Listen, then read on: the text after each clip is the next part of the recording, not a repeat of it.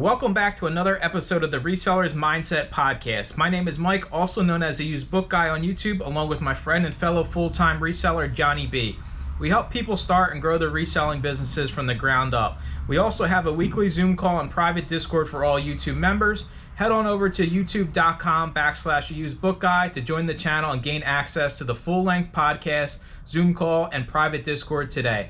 Let's get into this week's episode. What is up, everybody? Welcome into episode 15. I have 10. These other gentlemen can figure out the other 5 here. That was at 3. Episode 15 here. We are going to talk about the importance of knowing your numbers. And when we talk about numbers, we mean your actual, the actual money you make at the end of the day.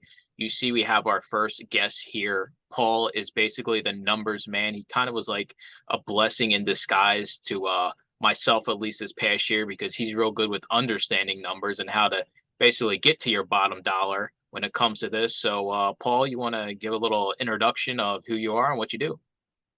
Sure. My name's Paul. I spent the last 20 years working in the IT industry before books, and my job turned into analytics because we had so many tools that couldn't talk to each other, and we didn't have any way to measure, what was going on. And, I learned pretty quickly I can't just meet with management and say, subjectively that I need more people, or I need more of this, or I need more of that. So I had to figure out a way to get information from these various tools and allow them to talk to each other to do some analytics to figure out where we were. And that played very well when I came over, here to my resale, career. Learned very quickly that just because I used whatever tool to figure out what my estimated profit was, that didn't mean that was going in my pocket. What else is involved? What are all the Amazon, fees on the backside, all of my expenses, and allow me to figure out the right products to buy and how much profit I needed to make to hit my objectives where I needed to be income wise. So that's my short journey to here. I'll pick on myself first, and I'll pick on Johnny B here. Personally, for me, I knew, hey, I'm making money, right? You're getting a deposit every 2 weeks from Amazon, or eBay, either or. But do you really know how much of that money is actually profit, right? What if you get a paycheck for $2,000, but you actually spent more than $2,000? So I guarantee you, probably anybody listening to this right now does not know exactly how much they're making on a single book sale on Amazon or eBay, if you factor in everything you should be factoring in. And I can 100% sit here and admit to it that it's a lot to figure out, right? How to even go about figuring out those steps. And I had no idea how much you actually make if you're out scanning and say your trigger sets for $5. You scan it, it says profit is $5. Well, there's a lot of things that are going to come out of that, all the way down to your subscriptions. And you don't think about that, right? Because you're just out in the thrift store. You're not considering, oh, my subscriptions to, your listing software, your scanning software. There's so many different things that had to be taken into consideration. And I wasn't doing that at all until Paul came along, thankfully, and said, hey, do you really know your numbers? Well, at the time I said, yeah, I really know my numbers, but I wasn't even close to really knowing my numbers. And I'm curious here what Johnny B's, if he actually knows his numbers down to that kind of level where everything is taken out, even your subscriptions. I'm not as granular as Mr. Paul. Paul is my better when it comes to that, as I think he is most people's betters. I have a rough idea and I know most of it, but sitting down and inputting it like Paul does, no, I'm nowhere even close. I aspire to be more like Paul in that regard. I do need to keep better track of my number taking, as it's very important to know everything. Somebody should ask you the baseline question, and without looking at it, you should be able to answer that. I'm a firm believer in that. Am I capable of doing it at this point in time? No, I'm not. Yeah, to their point right there. So just take subscriptions as a for instance to play to exactly what Mike was saying. If you the tools I use are Scout IQ, ScanLister, Keepa, Reprice It, and then my monthly Amazon Pro account, right? If you add those all up annually right now for me, that's 1566. So if you sold 1,600 books a year, you need to add $1 to your cost right there just for subscriptions when you're taking into account what you're buying and how you need to price it. So there's just one variable that most people don't take into account. They just put, oh yeah, I paid $2.99 at the bookstore for this book. Whoa, I'm making $5, but you're not really making $5. You're making $4, and there's a whole bunch of other expenses to consider as well. So I never took that into consideration. Never once did it ever cross my mind from day one until you kind of broke down the numbers that those things even mattered, right? You just assume, oh yeah, well, it's just part of it. Well, not actually, because when you're out scanning and you see the $5, you're thinking it's a $5 bill coming to you, right? But even if you're getting it for free, it's still not nowhere near the $5 that you think you're getting for the item. And I think it's super important that a lot of resellers, whether you're doing this part-time or full-time, is actually understanding your numbers down to how much you're making, how much you need to be at when you're out scanning and sourcing. Because what happens is you just create more work for yourself. You're not turning a dollar into two. Maybe you're turning your dollar into a dollar, or maybe you're turning your dollar into 90 cents. And you're working and you're losing money, but you don't know that because you just see the initial number when you're out scanning. yeah, and that model is going to end up being a little bit different for everybody, Mike, right? Because we're all traveling a little bit of different distances. We may have books being, I could order Gaylords and have them delivered to my house, or I could be, out there driving every day. Mike's buy cost is 1/5 what mine is, and Johnny's is different as well. So, but the key is to know what are the items that I need to measure to determine how much I need to, sell books for to make what I need to make. And if you don't have all that information, then You don't know, it's right? hard to hit it's hard to hit a target. If you can't measure it, you don't know where you're at. You don't know what you have to fix, and you don't know how to adjust your model. And sales mean nothing. Right. Sales are meaningless. Like if you want $100,000, but you're buying dollar profit books, and you can't calculate how many dollar profit books you even made to make clear in your bank account. And then there's a secondary question: is that after tax or not? Is that you got to factor all these fun numbers in? Right. I think it's I'll sit here. I'll die on this hill that I'm going to say 90% of resellers don't understand the actual number they're making on an item they sell. I'm talking after everything. No, no, they don't. I was even thinking 90% might even be low. I was going to say 95, because how many people actually out there when they scan something say, okay, this says $5 profit. Well, my buy cost is $1. Amazon's going to take $2. The storage fees, which you don't know, right? You don't know how long it's going to take for something to sell if it's sitting in Amazon. There's so many other things that you don't see on that screen that we just don't care about. And that's the honesty of it. Nobody cares about it because it's not there, right? You can't plug it in Scout IQ a certain number that, hey, this is how much it's probably going to cost in storage fees. You're just like, well, none of that stuff matters. Those are just basically things I need to have. Yeah, they're things you need to have, but they're things you need to take into consideration when you're going after lower profit items. Yeah, just your inventory fees from a storage, long-term, disposable, return, potentially labeling. I spent $600 a year, or $600 on that last year, $599.96. Just half of that was return fees, and my return percentage was in line, but you're getting charged for everything. Amazon, and none of that stuff's going to be taken into account on Scout IQ or Scoutly or whatever tool you're using. None of it. Right. I noticed that early on when I was messing with my stuff. I went into the back end to see what my actual fees that are in, and I'm looking at what Amazon actually charges me. It's not factored in at all. No. Funnily enough, why isn't it? Like, how do I know what my profit is? It'd be great if it was, but they don't Right. do that for. I don't know why they. Mike, why don't they do this? Why don't they factor in all the fees that you and I would look at? It's just one of those things where they would have to implement, some kind of average system, right? Based on the e-score. So how long is it going to sit before it sells? And then you would have to factor in the size of it because it goes off cubic feet. I think there's just too many different factors for them to put it in. And it's Agreed. just, why should they? Like they don't care, right? They just want the software that says accept or reject. They're not really worried about how much Paul's really making at the end of the day when he scans that book. Yeah, it'd be hard That's for them fair. to project when this book is going to sell. Based on how many are up there, what's the demand going to do?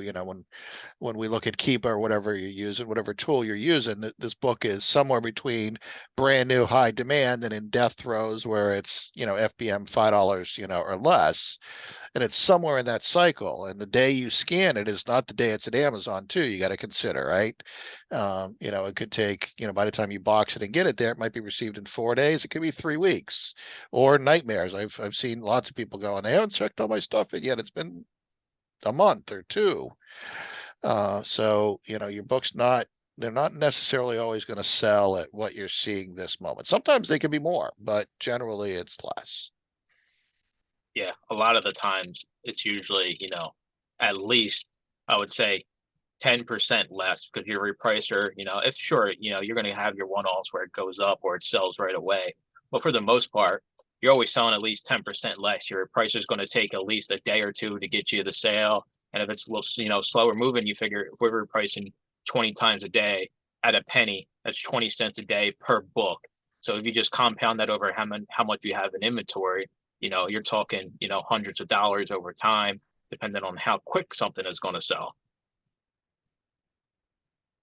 There's so many factors besides that number you see when you scan the book that a lot of sellers overlook, I think. No, 100%. So, Paul, in your opinion, what is the most important number on your scanning tool when you're scanning? What do you think is the most important number? Is it the profit? Is it the e-score? Is it the sales rank? I think, estimated profits, is always going to be the first, as we've talked over time, I just, without even getting deep into the analytics in the beginning, I knew that I had to sell books for more money. So $35 profits fix a lot of wrong, right? Fixes a wrong e-score or a long tail book, it fixes, there's 15 copies up there. So I think that's the first priority, and then the other two come in there yoked pretty closely, but we need to take, it's a triangle, right? We need to take those three components together, but stop buying $5 profit books, people. Just stop. If I could give any recommendation out there, be looking, if you're an FBA model, for where I am, I don't buy much under $25 profit unless it's, it's got a 151, e-score. I had 1 month last year of over $12,000, only having 540 books in stock. So it can be done, but if you don't know your numbers to know where you need to be, I think a lot of people are working potentially really hard for, very different results. Just I keep will own up to it. I am this person. I did that for this year. It sucked. It sucked so much. Just keep scanning. There are profitable books out there. It might not be the right store. You might not be on the right route, depending on what you want to call your days that you go out in different directions to different places.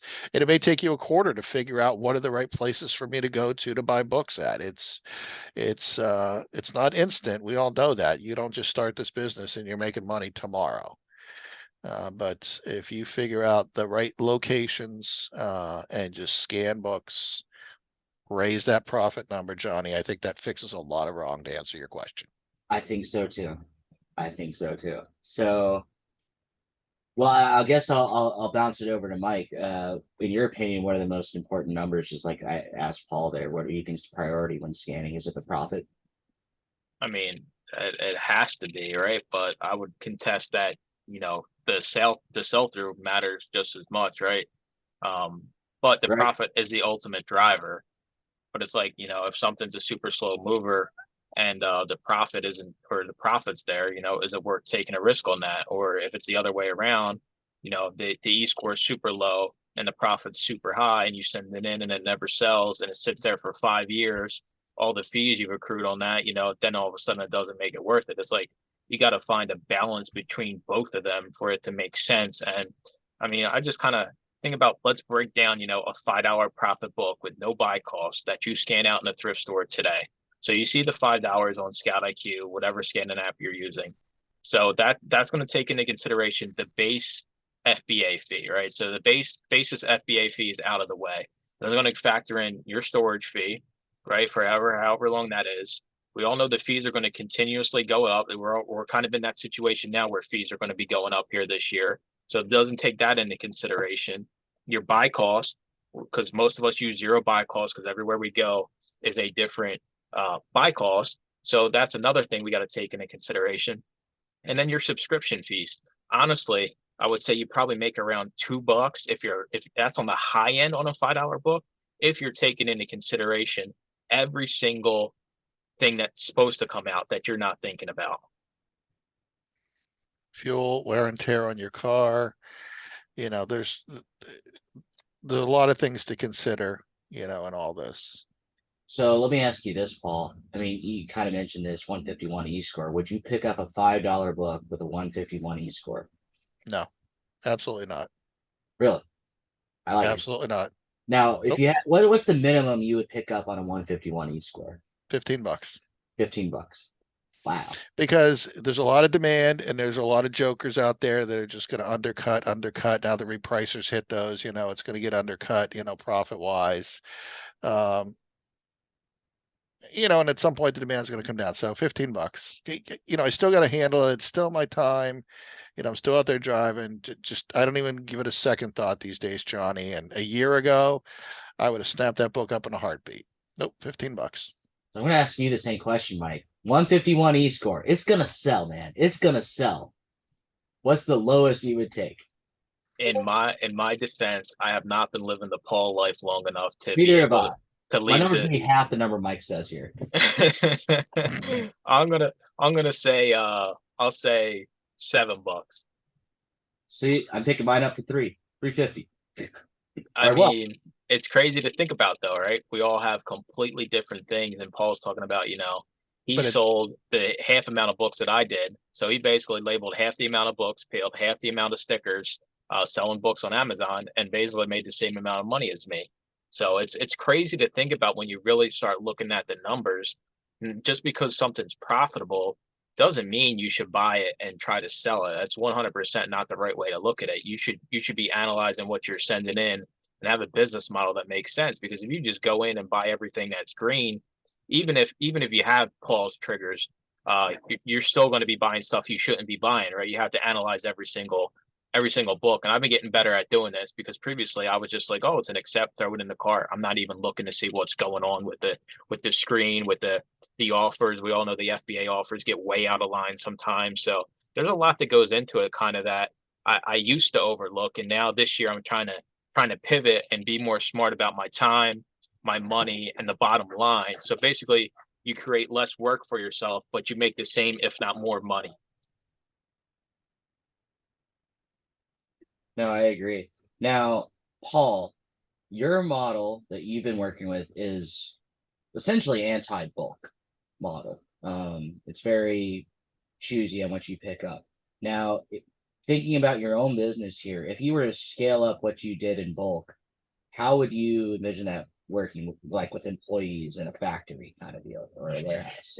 Yeah, the only way I could do more would be, get one of my less than exuberant grandchildren involved, or somebody that I'm going to teach the business to a little bit, involved. But yeah, it would have to be other people. I know my area. I know where the profitable books are. I have a lot of competition. But yeah, there have to be other people involved, sending them out to, to get books for me. Do you have stores that you just never go to? Absolutely. Or stores that the frequency, I'd hit them, you hit them enough times to know that, okay. And once you ask the question, how many books do they get in, how often, depending on their operations, you hit them once every 2 weeks or once a month, or you just hit them by happenstance when you buy, because the bottom of the barrel gets to that point, right? And again, the numbers tell, right? I track every one of my SKUs has coding information into it. So I can tell you what store I bought it from, the day I bought it from, how long it was at Amazon. And I do that with a minimal amount of effort. I have ScanLister do most of that work just by encoding the beginning part of my FNSKU number with some information that has date coding in it and source information, in there. So time will tell. Okay, how many books are you buying there, and what percentage are you flipping them at? I can tell you I bought 1,750 books last year, and I sold 1,801. So my sell through, at least on a 365-day basis, is 102%. So I'm selling everything that I get. And a few of those were left over from the previous year. So if you're not tracking, you'll eventually figure it out just by memory, right? That, hey, these are selling, these are not, but tracking it properly will answer the question for you. I admit that was kind of my big thing was understanding your sources and how profitable they are with your sell through and just in general, right? Because he's talking about he's selling 100%, 102% of stuff he lists. Now for me, it's probably closer to like 80, right? So then I got to factor in, not only am I doing more work, but I'm also paying more because I have to get all these things removed and liquidated. So there's even more expenses by not being as picky and smart about what you're buying than just being dumb when you buy the thing. There's actually long-term repercussions, not just right then and there at the buy. Now, for you, Paul, do restock limits matter? No. Nope. Care to expand for the audience out there? Well, again, it depends on your average sale price, right? My average sale price is 36 and change, and 12 grand in a month is not, income wise, is nothing to sneeze at. And again, I did that 1 month. That carried me through the end of the year. I stopped scanning and sourcing then because I knew that Social Security was coming and I was starting my retirement phase of life, right? I'm still scanning, still selling now, just on a smaller level. But if you can sell 12 grand in a month on, say, 600 books, do you need to worry about storage limits? Only if they go to $5.99. Again, it's all about, for me, it was about average sale price, right? And like Mike said earlier, yeah, it's a triangle, right? You do have to factor the other items in. I'm not buying, that I think I sold 3 or 5 books last year for over $300. I remember one of those distinctly. It was about mechanics of heat pumps and heat transfer or something. It was a book from 1994. It wasn't even a modern book. And the E-score was 2. So I'm like, all right, it's going to take me 6 months to sell this book, but I bought it for $299 and it was listed for $333 or $338, one of those two. I sold it in 2 months. It got returned 8 months later, and Amazon accepted the return, and I was thrilled about that. But then it sold 2 weeks later for $333 again. So I sold the same book, twice. So yeah, I mean, if long tail is okay as long as there's hundreds of dollars of profit involved in it. Was there some risk there? Yeah, there was $3 worth of risk and maybe a little bit of, but I think the key, again, is just keep scanning until you find the more profitable books. So to answer your question, I'm not worried about it. I didn't need to scale beyond that. And again, I might be in a little different boat. My house is paid for, my cars are paid for, and all that. So I didn't need as much income. But I know if I hit that number 1 month, I could hit that number every month. And that's going out 4 days a week and putting 4 good days in and 1 day of processing, we'll say. A fairly normal work week. Nice. Now, do you do anything besides Amazon as far as the book business goes? Do you do eBay, Mercari? I do have an eBay account. We got about 265 feedbacks over there going back to 1999. So a long time. I think I sold probably a half a dozen books last year on eBay. Not a lot, but things that I'm picking up that are worth $100 and they're still selling for at least, $80 on I don't do anything on eBay unless it's a $50 bill. If it's not a $50 bill, I don't do anything over there. So I do sell some other stuff, some other $50 bill a while back. So I like Paul's answer here. I like it a lot. I do some other, hard goods and some, mid-century or early century glass. There's some areas I have some expertise in, and when I truck around the thrift stores, I'll pick a few items up, here and there, and not enough that it's, I was having too much fun and making, much more money selling books, so I moved away from some of that stuff. Sure. But that just backs up what we talked about on our previous podcast. I mentioned if you're pure part-time, you probably just want to focus $50 books or more. So I love that he said $50. Makes me so happy on the inside. I'll be the little guy here that's probably listening to this right now saying, there ain't no way I'm finding $35 on average profit books out in my thrift store. What would your response be to that? I'd make sure that I'm hitting thrift stores that are not too far from anything to do with college towns. That's, that's key, right? Because it's about reference, it's about medical. We have self-help, in there. Certainly any anime, good anime and graphic stuff, novels we could find, but and there's some categories that surprise me here and there, whether they're, gardening books or Yeah. quilting books. If we went through my listing right now, we brought up the number of quilting books that I sold for $25 to $80. I bought one that was on Blueberry Quilts of Baltimore or it's like 12 pages. I mean, you know how big most quilting books are. That sold for $85. I paid 99 cents for it.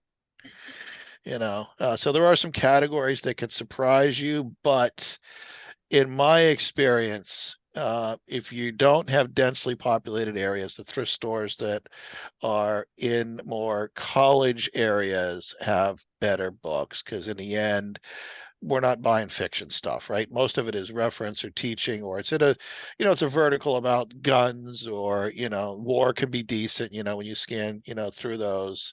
But I love going through crafting as well, which you can find anywhere. So, um, You're not allowed to come to my eBay store then, Paul, because it's all fiction mainly on my eBay store. okay. I agree with you on the Amazon front. Absolutely, nonfiction is the way to go.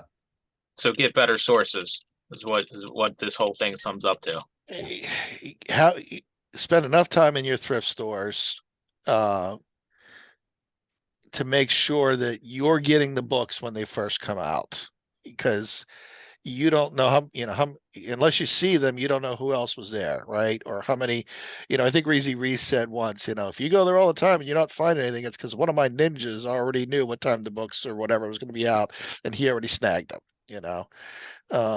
Making sure that when they're putting books out, you are there as first as you can be. And then, because that's the only way to answer the question and ask them, are these just books that came into your store? Like in my area, one of my actually both, Goodwill and my other large source here, they ship all their books to a central location. Goodwill does resell online here. They go by Ivy League something, and they have a couple 100,000 feedback. That's how long they've been doing it. They have handicapped people scan the books, and then what they don't sell online themselves on Amazon, they redistribute back out to the stores. Now, not all of the stores comply with that because they don't get enough books in. They only put out what they get. So a couple of them just don't follow all the rules, and those folks don't catch everything. If there's a Barnes and Noble label on the back of it, they don't peel it off. They just scan the Barnes and Noble and ship it out, or they don't look up ISBNs or anything. But that was as much of my success to answer the question Johnny asked me earlier, as making sure that I was scanning the right profit, getting to know the stores, knowing when those books went out, and making sure I'm there first. Now, beyond the chains, what do you think is the best sourcing place? Is it estate sales, garage sales, mom and pops, auctions? One of my favorite sources from last year was going to Craigslist and looking up church rummage sales. Like it. I went to a St. Mary's sale. I don't know. I think it was like August. This place had no AC. It was 110 degrees inside, and there was a gazillion people in line. I was there on Friday night, $10 early bird special. I went in and there were thousands of books and boxes all over the floor. And the first four books I scanned were all the same nurse's book that all sold for $91 each. I spent $60 that day, and those books sold for, let me see, I got my sheet up here, $1,600 in short order. So, that's just one of them. I love those because they're not commonplace, and people like to donate to the church rummage sale. And mom and dad gather up whatever college books or whatever was left. And there was great racing books. There was everything in there. Obviously lots of religious books. It was a school as well. So they had lots of teaching material in there from this Catholic school. But that's one of my favorite places to go. Mom and pops can be so hit or miss. I'm sure you know, Johnny. I mean, they just don't get that many books donated a lot of times. They don't.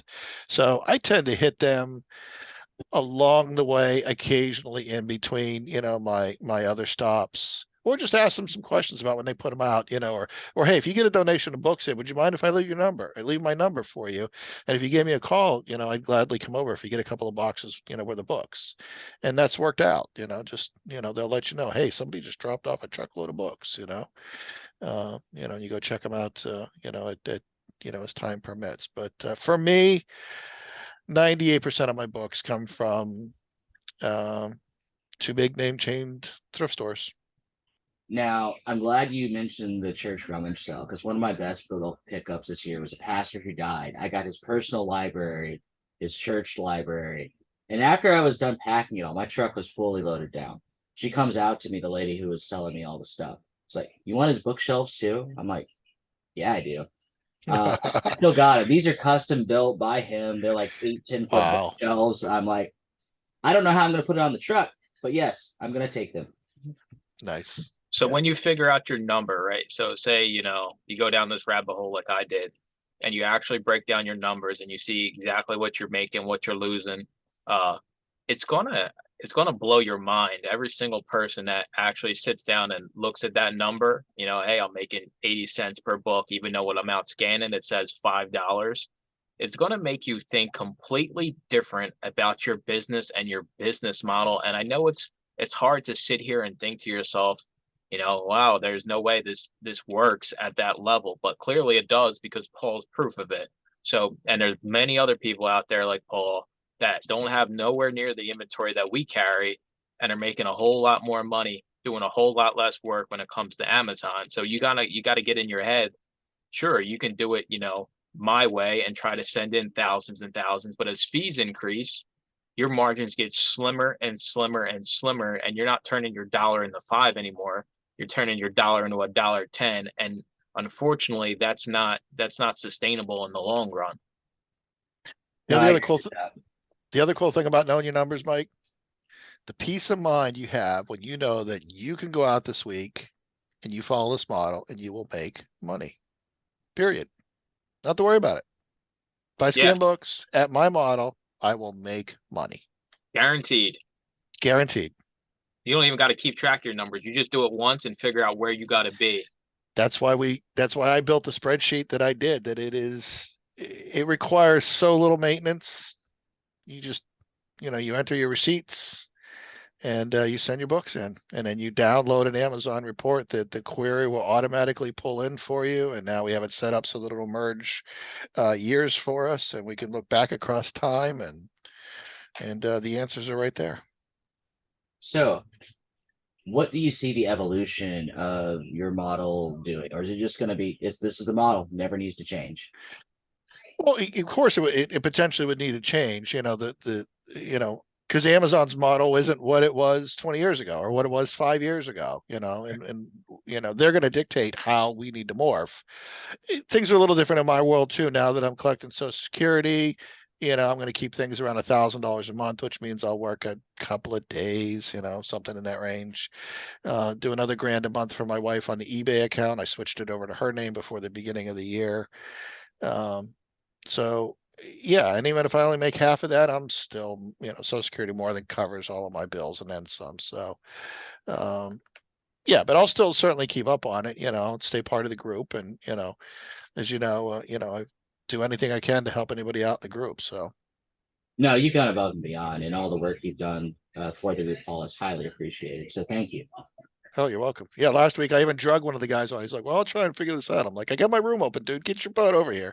And I think we spent 2.5 hours the other night.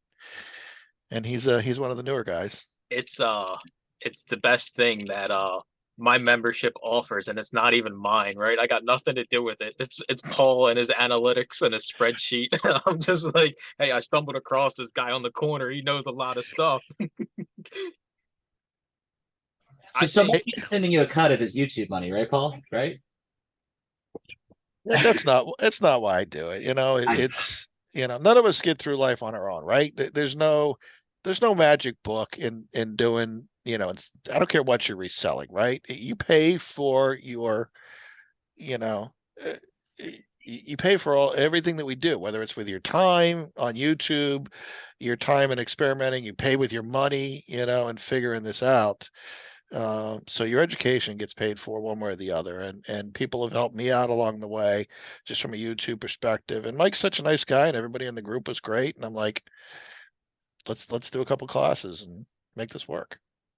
I will attest that I didn't know nothing about Excel when I started his class, and this is going to be something that I talk about, 50 years down the road. It took me 50 minutes to install Microsoft Excel to even get into his first class, and now I can upload my spreadsheet. It takes 2 seconds to do, and I think the overall takeaway here is that no matter what happens, sooner or later, you're going to have to raise your profit, what you're looking to get. It's never going to go down. Your potential when you're out scanning, it's never going to go from $5 to $4. You're always going to be Nope. working up. So why not put the pieces in place now to be smarter, work smarter, not harder? This is basically, the perfect example of it, to where you're being more selective on what you're out there buying. You're actually looking at what you're buying. You're not just buying it because it says to buy, and understanding your business down to that exact number where if I buy a book, I'm making money on it. Unlike me, where I'm buying this $4 profit book, when in actuality I was probably losing, 10, 25 cents when that sold, but I never knew that because I was just going off the initial, Scout IQ screen. Right. And everything does end up being averages. We need to know what our average buy cost is. I may be buying books anywhere from 49 cents to $12, but what's my average? And that's what I keep in Scout IQ for me, is what my average is, because that's what it's going to be in the end. And that's how, from an IRS perspective, when we go to do our taxes, it's never getting down to a book level. I bought 50 books this month, I sold 40. How much did you spend for the 50? And you get to write 40 of them off because that's what you sold this month. And it's just the average of the books that you have, and you have a running average, each month throughout the year. It just skews each month, and then you have a carryover.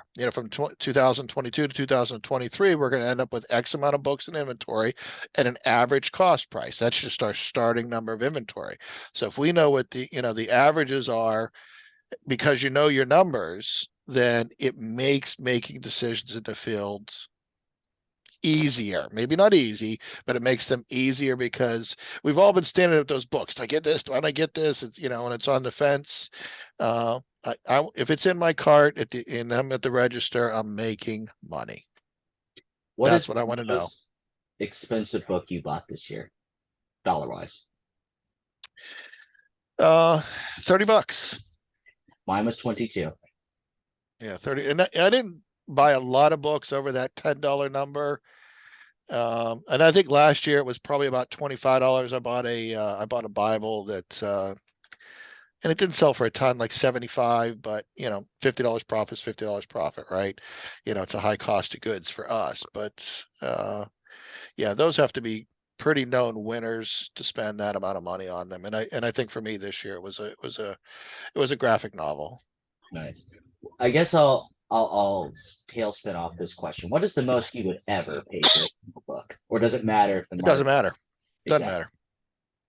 Doesn't matter. I care about how much money I'm going to make, right? Now, that's assuming you have the cash flow to be able to do it, right? Right. Because if you're buying $2,000 books and they take 2 months to sell and you got 50 of them, you got to have pretty deep pockets, or a credit card with, some, a deep well in it. So, Right. no, I care about how much I'm going to make, and how long the tail does come into play there, Johnny. I mean, if it's, what it's going to be, but I really don't care. As long as I can move it in a timely fashion, doesn't matter what I pay for it. I was listening to some guy a while back, and he mentioned something similar to him, that he transformed. He was doing the $5 model, but then he started upping his buy cost, but with a higher margin at the end of it, and he made out all right. Actually, I think he made $250,000 for the year. I think he was on Caleb's channel at some point, one of their little get together seminars. He was speaking about that. Right. Yep. You don't lose money. You just find less. You take home less. So don't get in the mindset that you're not bringing as many books home. so you're not making as much money. It's almost the complete opposite. You're bringing less home and making more money, because if you look at it on the scale of Amazon, they're going to take their flat $7.50, $8. So you sell a book for 12, you're not getting nowhere near half of that. Where if Paul sells his book for 30, he's probably getting closer to 55% of that sale. So you're actually making more money when you're selling higher dollar items on Amazon than your lower dollar stuff. Right. Now, what I'm trying to figure out in my head with Paul's model, how do I still keep my big old dream in the sky of my book factory going, right? Warehouse employees. And I think he mentioned that. It's the same thing, except they're, instead of staying in the factory, I'm sending those employees more out of the factory to come back to the factory, because they're, like you said, you pick it up a lot less, right? And there's only so many man hours you personally can do during the day. So that's a very interesting thing for me to digest and think on this year. How would I do that with Paul's model? Because I like Paul's model very much. I'm just trying to figure out how to do that in big scale.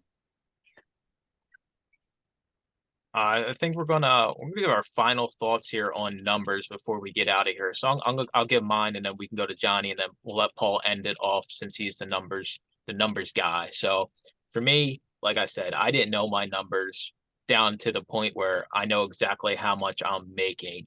It was 100% eye-opening to me to see, after all your expenses, all your costs, all your fees you don't even see on Amazon that exist. You're not including the storage fees, things like that, removal fees, all across the board.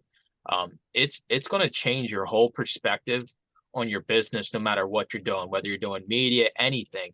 It's going to completely change how you source and the choices you make when you're outsourcing. I think that's the biggest takeaway: is you want to work smarter, not harder, and you want to make money, and you want to know when you buy something at the store that you're going to make money on that item, guaranteed. You don't want to have to worry about if the price tanks, if it sits in the warehouse for a month, what what things you're not thinking about. You don't want to have to worry about that. So you want to have a business model in place where you go in the thrift store, whatever you leave with, I'm guaranteed that I'm going to make money on that item. So I'm going to leave it there. I love understanding my numbers on that scale.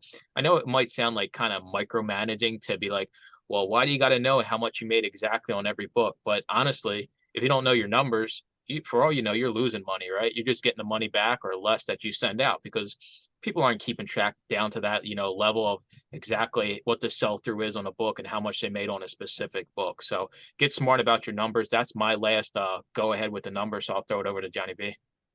See, I think for me, the big learning thing this year was how much can I make on listing very, very low. And I got my results on that, so I know my answer. You can make a decent amount of money, but you can't make a lot of money doing it, at least as a solo person doing it the way this way is done. And even on a larger scale, it would require a huge operation to do and a lot of money to sink in to do it that way.